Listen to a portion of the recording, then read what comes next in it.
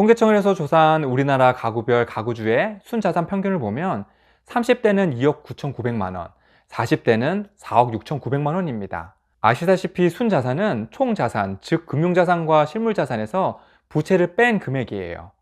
가령 소유 부동산이 시장 가격이 6억 원인데 부채가 4억 원이라면 순자산이 2억 원이라는 의미입니다. 공시가가 아닌 시장가를 기준으로 조사를 했어요. 통계를 보면 50대는 순자산이 평균 5억 3,400만 원으로 가장 자산이 많다가 점차 줄어들어요. 30에서 40대는 자산을 늘리는 가장 중요한 시기입니다.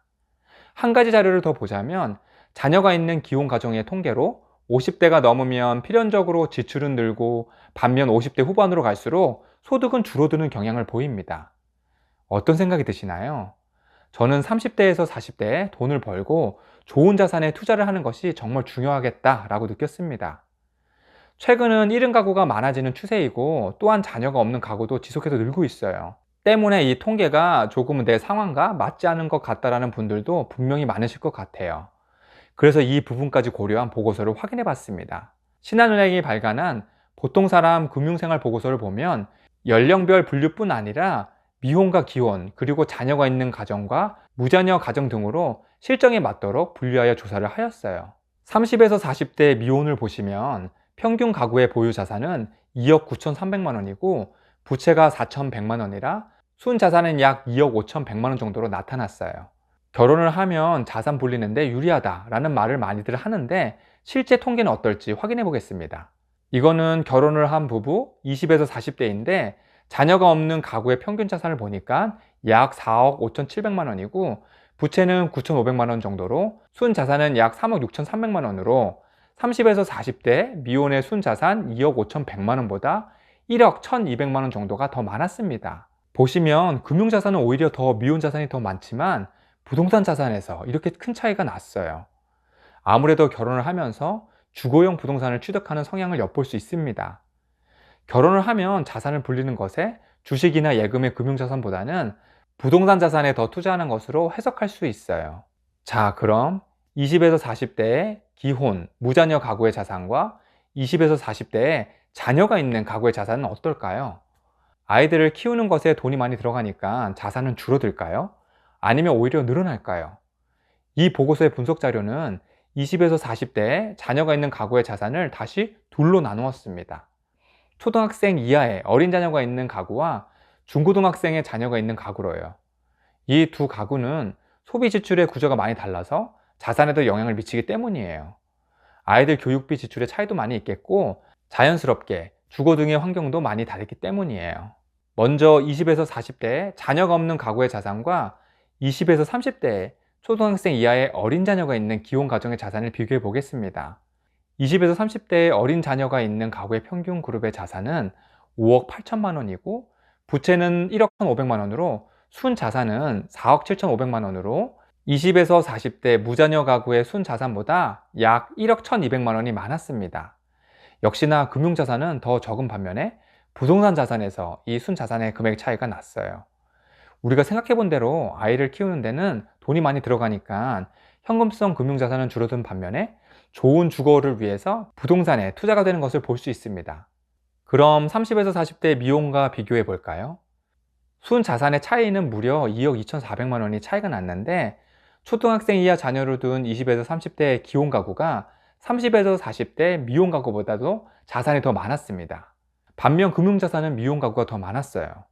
부동산에서 무려 2억 9천만 원의 차이가 났습니다.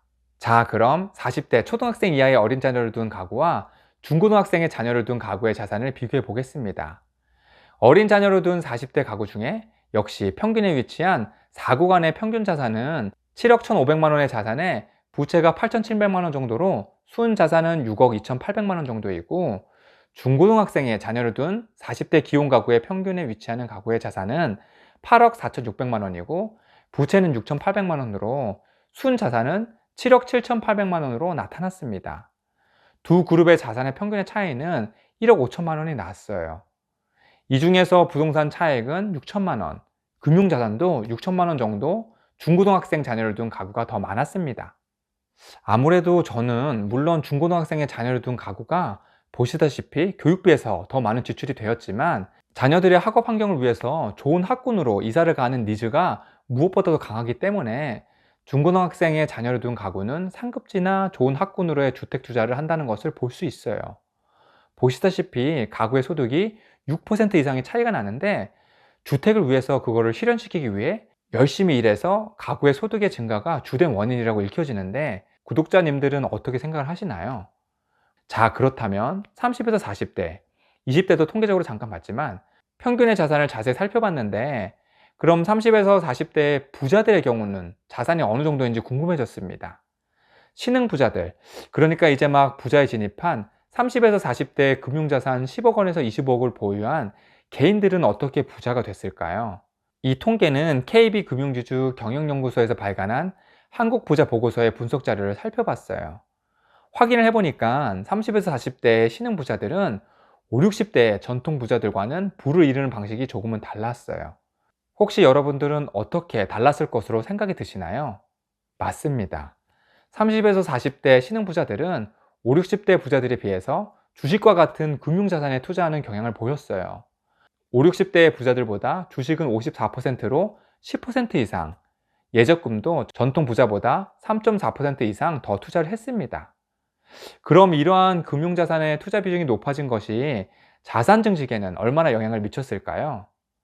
확인을 해보니까 사실 30에서 40대 부자와 50에서 60대 부자들의 자산 증식의 원천은 여전히 부동산이었습니다. 좀 전에 살펴본 보통 사람 금융생활 보고서에서 부동산 자산의 차이를 확인한 것과 같이 부동산은 우리나라 사람들의 자산 증식에 있어서 절대적인 부분임을 보였어요. 보니까 작년 기준 주식으로 인한 수익보다는 손실의 경험이 더 많은 것으로 나타났어요. 참고로 주식이 떨어졌어도 팔지 않았다면 손실 확정은 아닙니다. 그럼 부동산은 어떨까요? 코로나로 인해 풍부했던 유동성이 부동산 자산으로 몰리는 것으로 인해 폭등했던 부동산 역시 거품이 많이 빠지면서 많이 조정이 되고 있습니다.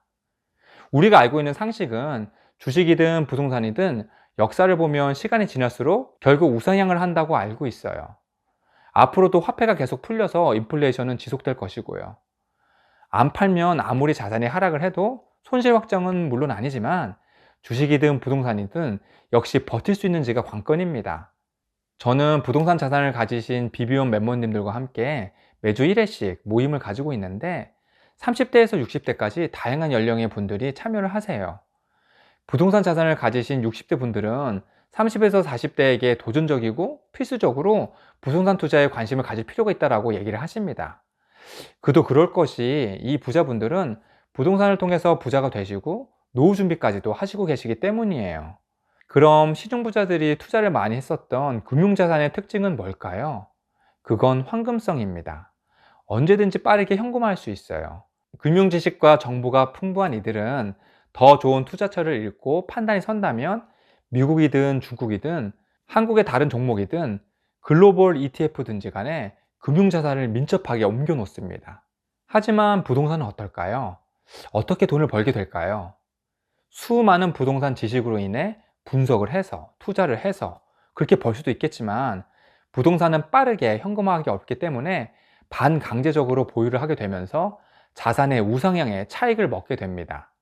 그리고 우리나라가 전국적으로 빠르게 발전했기 때문에 땅값도 나도 모르게 오르는 수혜를 입기도 했고요.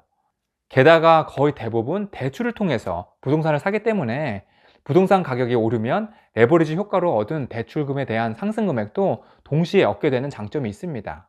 물론 당연하게 정부가 부동산의 수요와 공급과 가격을 조절하기 위해서 혜택과 규제를 하는 부동산 정책과 인허가, 그리고 정책자금, 금리 같은 것들은 부동산 자산의 증식에 아주 중요하면서 부동산 투자에서도 필수적이라서 지금 현재도 이 혜택과 규제를 고려해 가면서 투자를 하는 사례는 아주 많습니다. 저 개인적으로도 이 흐름을 보고 투자랑 사업 시행을 해서 성과를 보기도 했고 현재도 지속적으로 투자를 공부를 하고 있어요. 30에서 40대는 부동산 공부를 하면서 조금은 도전적인 투자를 해도 좋을 것 같고 50에서 60대는 지키는 투자와 동시에 좋은 현금 흐름을 만들어내는 자산으로 그렇게 해 나가시면 어떨까 합니다.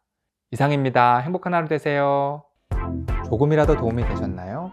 구독과 좋아요는 다음 영상을 만드는 것에 큰 도움이 됩니다. 지속해서 좋은 영상 올려드리겠습니다. 감사합니다.